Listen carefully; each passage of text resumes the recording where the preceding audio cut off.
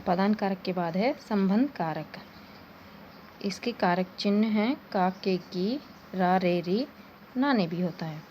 संज्ञा या सर्वनाम से जहाँ किसी वस्तु या व्यक्ति का संबंध प्रकट हो वहाँ संबंध कारक होता है। यानी जिन शब्दों के द्वारा संज्ञा सर्वनाम से जहाँ किसी वस्तु यानी कोई वस्तु होती है वाक्य में, उसका संज्ञा सर्वनाम शब्द जो होते हैं अर्थात जो कर्ता होता है उनके साथ जब संबंध स्थापित होता है तो वहाँ संबंध कारक होता है।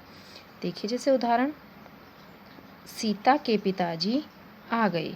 यहाँ सीता के पिताजी यानी सीता और पिताजी के बीच में के चिन्ह है, यहाँ पे संबंध कारक है। इसी तरह नेक्स्ट देखिए, राम श्याम का मित्र है। इन दोनों का आपस में संबंध है, ये आपस में दोनों क्या हैं, मित्र हैं। सोहन की गाय ने दूध नहीं दिया। सोहन की गाय, गाय किसकी है, सोहन की। मेरे दो बहिनें हैं, मेरे या मेरी दो बहिनें हैं, इसमें रा रे री चिन्ह आ रहा है। नेक्स्ट देखिए, अधिकरण कारक। अधिकरण कारक में पर जिन शब्दों से क्रिया के आधार का बोध हो उसे अधिकरण कारक कहते हैं। कि जिन शब्दों के द्वारा क्रिया का आधार क्या है।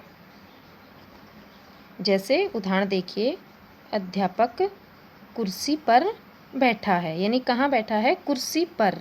तो जो कुर्सी पर शब्द है इसमें अधिकरण कारक है।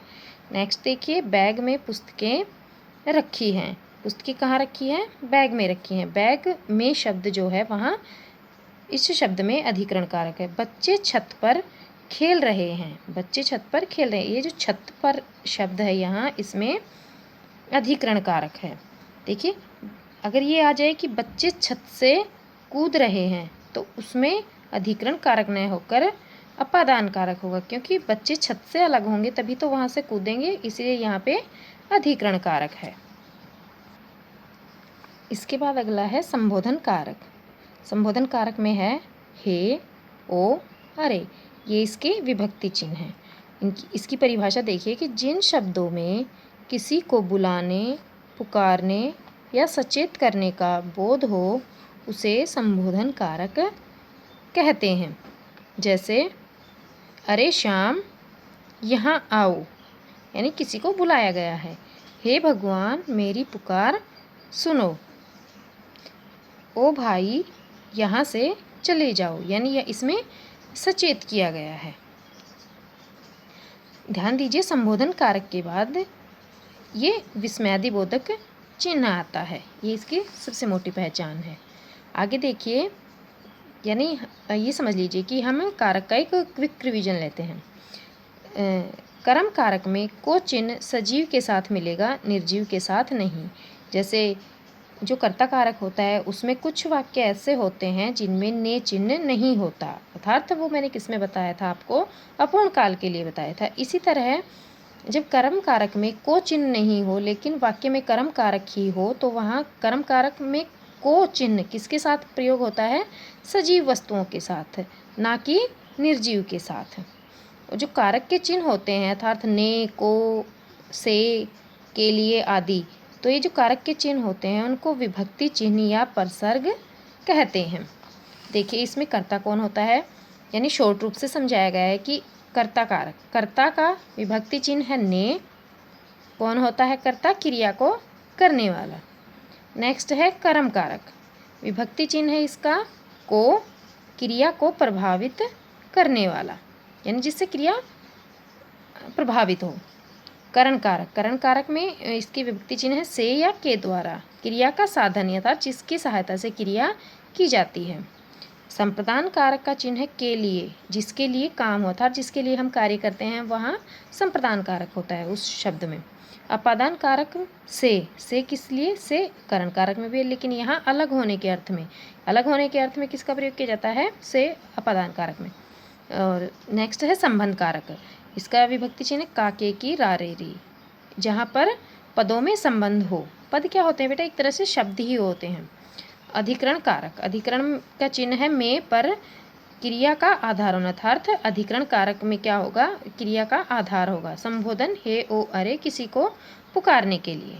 ध्यान दीजिए एक बात और इस यहाँ पे कि एक वाक्य में एक से अधिक कारक भी हो सकते हैं। जैसे उदाहरण देखिए, राम ने रावण को बाण से मारा। राम ने यहाँ कर्ता कारक हो गया, रावण को कर्म, बाण से कर्ता कर्म करण, यानी एक ही वाक्य में 3 कारक हो रहे हैं, 3 से ज़्यादा भी हो सकते हैं।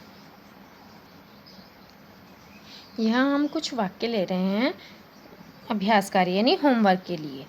देखिए कि पहला वाक्य है, निम्न में से रेखांकित शब्द में कारक का नाम लिखिए, यानी जिन शब्दों के नीचे अंडरलाइन किया गया है उसमें कौन सा कारक है आपको ये बताना है। मैंने आपको पहले भी बताया है कि एक ही वाक्य में एक से अधिक कारक भी हो सकते हैं, लेकिन हमें किस कारक का नाम बताना है जहाँ हमने अंडरलाइन किया है, जहाँ जिस शब्द को हमने रेखांकित किया है।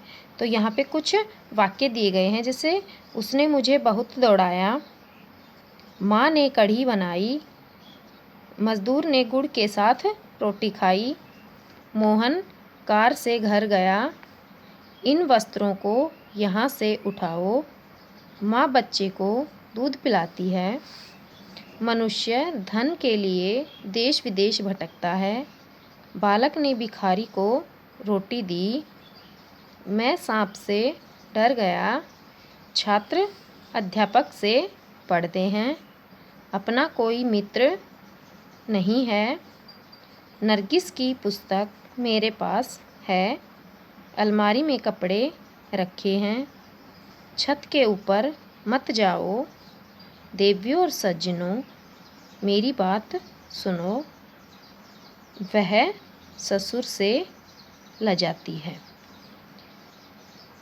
बेटा ये आपका होमवर्क है, ये आपको अपनी नोटबुक में राइट करना है। आपके पास जो समय है आपको उसका सदुपयोग करना है।